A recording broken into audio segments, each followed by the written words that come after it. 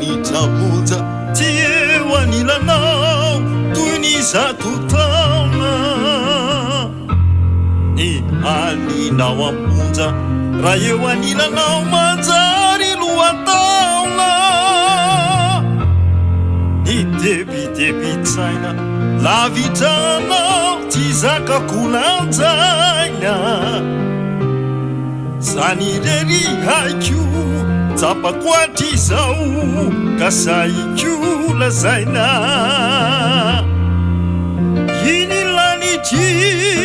ni umekwanao Yini fulani watanao kilalao Tiweke kwitsuni atizao Ni uveluna tiwewa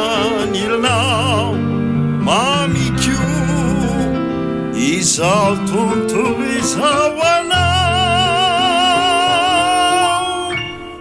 Nilani nitamunza tiewa nilanao Tunizatutauna Nilina wapunza rayewa nilanao Manzari luwatauna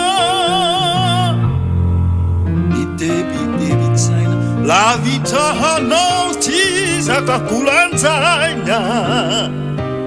Isanireri haiku